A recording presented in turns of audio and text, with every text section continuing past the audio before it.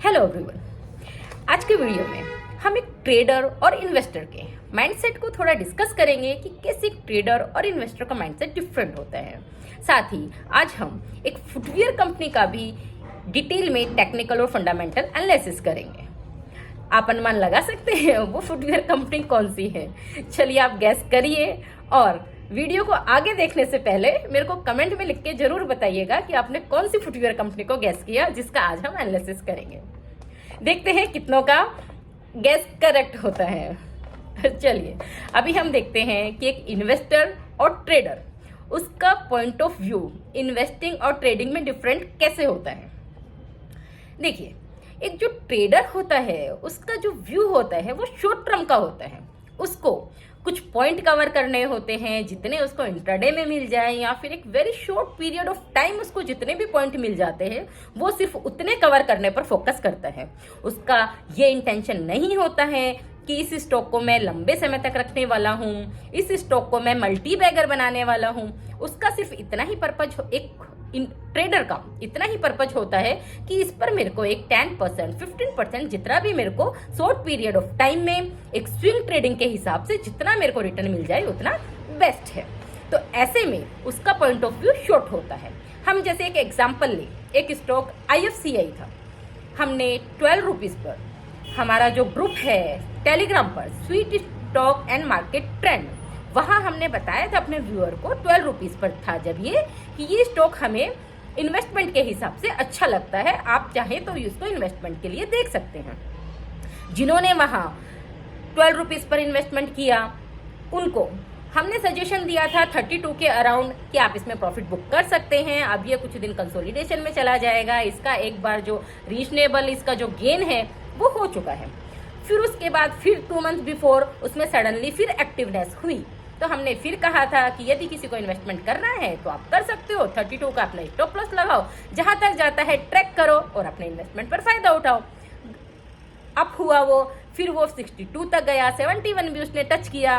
हमने 58 के अराउंड कह दिया था कि अब इसमें आप इसका रीजनेबल वैल्यू आ गई है तो आप चाहें तो अपना प्रॉफिट बुक कर लीजिए। आज वो IFCI मार्केट अप है लेकिन आज वो डाउन है, वो 46 के अराउंड अभी ट्रेड कर रहा है। उसकी रीजनेबल वैल्यू 58-60 के आसपास आती थी, वहां से अभी वो डाउन है। तो एक जो ट्रेडर, अब सोचो एक इन्वेस्टर होता है, उसका व्यू ये थोड़ी ना होता है कि 2 दिन गए, 3 दिन हुए, 1 महीना हुआ, 2 महीना हुआ और हम बस इसको ट्रैक करेंगे और बुक कर लेंगे। एक ट्रेडर होता है वो इन सब चीजों को ट्रैक कर सकता है, लेकिन एक इन्वेस्टर होता है वो 2 महीने के लिए, 3 महीने के लिए या फिर हो सकता है साल भर के लिए अपने इन्वेस्टमेंट को रखता है। तो ऐसे में उसको सिर्फ ये देखना होता है कि कोई कंपनी यदि सर्किट टू सर्किट जा सकती है अप साइड में, तो वो company down circuit to circuit भी हो सकती है यदि उसके वैल्यूएशन काफी हाई प्राइस पर आ गए हों। तो ऐसे में आपको यह ध्यान रखना होता है जब भी आप किसी कंपनी में लॉन्ग इन्वेस्टमेंट करते हैं तो उसमें उसके रीजनेबल वैल्यू तक तो उसको होल्ड करें, लेकिन जब उसकी रीजनेबल वैल्यू आ गई हो तो उसमें अपना प्रॉफिट बुक कर लीजिए। देखिए, अपने जो माइंड सेट को ना हमेशा इस पर सेट रखिए कि डिसिप्लिन पॉलिसी आप मेंटेन कर पाए। आपने जब इन्वेस्टमेंट किया उस वक्त आपने डिसाइड किया कि मेरे इन्वेस्टमेंट पर मेरे को FD से ज्यादा रिटर्न चाहिए। आप उसको ट्रैक करिए, आप उसको, ठीक है, इन्वेस्टमेंट को आपको डेली ट्रैक नहीं करना होता है, जैसे ही आपको टाइम अवेलेबिलिटी हो आप चेक करिए और जब उसमें आपको लगे कि आपने जो डिसाइड किया था 25%, 30%, 100%, 200% जितना आपको रिटर्न मिल गया, आप वहां पर अपना प्रॉफिट बुक करिए और फिर जब उसके रीजनेबल वैल्यू कंप्लीट हो चुकी हो अपने उस मनी को दूसरी जगह शिफ्ट करिए और वहां पर उसको ट्रैकिंग करते रहिए। इन्वेस्टमेंट में और ट्रेडिंग में ये जो माइंडसेट होता है होल्डिंग का, ट्रैकिंग का, यही डिफरेंट होता है, क्योंकि जो ट्रेडिंग होती है वो टेक्निकल बेसिस पर चलती है और इन्वेस्टमेंट होती है वहां फंडामेंटल भी मैटर करते हैं। यदि स्टॉक फंडामेंटली अच्छा है, आपने सही वैल्यू पर इन्वेस्टमेंट किया है, तो फिर आप अपने डर को हटा दीजिए। स्टॉक आज यदि टेक्निकली वीक भी है तो फिर वो टाइम पीरियड जैसे ही उसके टेक्निकल एक्टिव होंगे वो अपसाइड करेगा और आपको रिटर्न मिलेगा। लेकिन यदि आपने उस स्टॉक का सही रीजनेबल फेयर वैल्यूएशन पर, एक बायर के पॉइंट ऑफ व्यू से फेयर वैल्यूएशन पर उसमें इन्वेस्ट किया है तो आपको रिटर्न मिलेगा। ऐसे ही जब आपको लगे कि एक सेलर के पॉइंट ऑफ व्यू से उसमें रीजनेबल वैल्यूएशन आ गए हैं तो आप अपने इन्वेस्टमेंट को बुक कर लीजिए और वहां से एग्जिट हो जाइए। मार्केट में डरिए मत, जब आपको बायर के पॉइंट ऑफ व्यू में रीजनेबल वैल्यूएशन लगे बाय करिए। अगर स्टॉक फंडामेंटली टेक्निकली अच्छा है, बहुत अच्छी बात है, और जैसे ही सेलर के वैल्यूएशन में उसके रीजनेबल वैल्यूएशन आ जाए, अपने प्रॉफिट को बुक करिए। और इसी माइंडसेट के साथ यदि आप इन्वेस्टमेंट ट्रेडिंग करेंगे तो आपको मार्केट से डर भी नहीं लगेगा, और आप अपने इन्वेस्टमेंट पर एक डिसिप्लिन पॉलिसी जो आपने रखी है कि आपको एफडी से ज्यादा रिटर्न चाहिए, आपके पास इतना टाइम पीरियड है, या फिर आपको उसको मल्टी बैगर बनाना है, तो आपको 200% रिटर्न चाहिए, तो अपना टाइम फ्रेम लंबा रखिए और उसके रीजनेबल वैल्यू आए तब तक वहां पर इन्वेस्टमेंट करते रहिए। देखिए, एक महाभारत समय की एक स्टोरी है। एक बार कृष्ण भगवान बैठे थे, उन्होंने सारे कौरव और पांडवों को अपने पास बुलाया और उनसे कहा कि देखो, आज मैं तुम लोगों को 56 प्रकार के भोजन देने वाला हूं। 56 प्रकार के भोजन का नाम सुना तो भीम, दुर्योधन, सब कौरवों के मुंह में पानी आया। सबने सोचा आज तो बहुत अच्छा खाना मिलने वाला है। तो उन्होंने कृष्ण भगवान को कहा, ठीक है भगवान, आप हमें खाना दीजिए, आज हम आपकी तरफ से ही दावत लेंगे। कृष्ण भगवान ने कहा, ठीक है चलो। उन्होंने 56 भोग मंगवाए, 56 भोग कौरवों और पांडवों के आगे रख दिए। अब प्रभु ने कहा, ठीक है, अभी ये 56 भोग आप लोगों के पास है। भगवान कुछ बोलते उससे पहले ही कौरव और पांडवों ने उसको खाना स्टार्ट किया। जैसे ही वो खाने के लिए अपने मुंह के पास एक निवाला लाए, कृष्ण भगवान ने कहा, रुक जाओ रुक जाओ रुक जाओ, ये खाना ऐसे नहीं मिलेगा। पहले आप लोगों की एक एग्जाम ली जाएगी, आप लोगों के माइंड सेट को टेस्ट किया जाएगा। जो उस एग्जाम में विनर होगा वो उस खाने को एंजॉय करके खा सकता है और खाएगा। कौरव पांडव ने कहा, ये क्या प्रभु, हमारे सामने हमें ये इतना अट्रैक्टिव खाना मिल रहा है, हम रुके कैसे, हमें तो बस अभी खाना है। देखिए, ऐसा ही इन्वेस्टर ट्रेडर का होता है मार्केट में। उसको लगता है ये वैल्यू सही है, ये वैल्यू सही है, ये वैल्यू सही है। यदि वो लगातार उसको देखता जाता है, उसको लगता है हर वैल्यू सही है, फिर जैसे ही उसको वो सब वैल्यूज को सही लगती है। ऐसे ही कौरवों पांडवों को लगा कि नहीं नहीं, अभी तो हमें ये खाना है। पर प्रभु ने कहा, नहीं, अभी तो आप लोगों का एग्जाम होने वाला है, और वो एग्जाम ये है, ये खाना आप लोग अपनी इस कोहनी को मोड़ के नहीं खा सकते। आपको जो भी खाना है आप ऐसे ही खाएंगे कि वो खाना सीधा आपके मुंह में जाए, लेकिन आपकी ये कोहनी ना मोड़े। तो आप ये देख लीजिए अब कैसे खाएंगे। कोहनी मोड़ के तो आप ये खाना खा ही नहीं सकते। कौरव और पांडव विचार करने लगे, अरे ये क्या हुआ, इतना स्वादिष्ट खाना सामने और हम इसको खा नहीं सकते, अब हम क्या करें। फिर कौरवों ने कुछ सोचा, चलो क्या करें, क्या उपाय हो सकता है। अब उनका माइंड कैसा था, उनको तो हमेशा फितूर ही लगता है, डिस्ट्रक्टिव माइंड है उनका। तो उनके माइंड में ख्याल आया, सबके माइंड में एक ही ख्याल आया। आप अनुमान लगाइए उनके माइंड में क्या ख्याल आया होगा कि कोहनी को बिना मोड़े हम खाना कैसे खाएं। सोचिए, अपने माइंड को आप जितना डेवलप करेंगे, जितना उसकी कैपेसिटी को इंक्रीज करेंगे, स्टॉक मार्केट में भी आपकी सफलता के चांस उतने ही ज्यादा हो पाएंगे, क्योंकि तब आप समझ पाएंगे कि कहाँ ट्रैपिंग हो सकती है, किस न्यूज को जानबूझकर मार्केट में स्प्रेड किया जा रहा है और वहां पर रिटेलर को ट्रैप किया जा रहा है। सोचिए, कुछ आया ध्यान में कैसे किया होगा कौरवों ने अपना खाना पीना? नहीं, चलिए कोई नहीं, मैं बताती हूँ। कौरवों ने क्या किया, उन्होंने खाने को लिया, यो मुंह किया और यो खाया। उछाल उछाल के जितना खाना वो खा सकते थे खाया। कुछ उनके मुंह पे इधर गिरा, कुछ जमीन पर गिरा, कुछ नीचे गिरा, कुछ उसके मुंह पर, कुछ उसके सिर पर।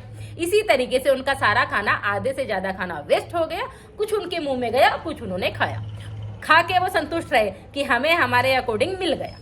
अब बारी आई पांडव की। प्रभु ने कहा, चलो पांडव, अब तुम लोग स्टार्ट करो। पांडव कूल माइंड से सोचते थे, उन्होंने अपनी सोचने समझने की कैपेसिटी को डेवलप कर रखा था। उन्होंने ऐसा तरीका सोचा कि उनको डर भी ना लगे, उनको भय भी ना लगे, खाना भी वेस्ट ना जाए और उनको भरपूर खाना भी मिल जाए। सोचिए उन्होंने क्या उपाय सोचा होगा। सोच सकते हैं आप? सोचिए और बताइए मेरे को कमेंट करके। वीडियो को आगे देखने से पहले आप बताइए। देखिए, चीटिंग मत करिएगा, अपने से चीटिंग किए बिना बताना आपने क्या सोचा था। आपने भी वही सोचा जो एक्चुअल में हुआ था, बताना मेरे को। चलिए ठीक है, मैं बताती हूँ। पांडवों ने आमने सामने बैठ गए, एक के मुंह में खाना दिया, दूसरे ने दूसरे के मुंह में खाना दिया। सीधा हाथ रख के आमने सामने खाना खिलाया, कहानी भी सीधी, खाना भी, पूरा खाना एंजॉय कर करके उन्होंने खाया और अपने खाने का पूरा लुत्फ उठाया। उन्होंने ये सब कैसे किया? क्योंकि उनकी माइंड की शक्ति जो थी, उन्होंने अपने माइंड को पॉजिटिव साइड में डायरेक्ट कर रखा था। उनको पैनिक नहीं आता था सिचुएशन में।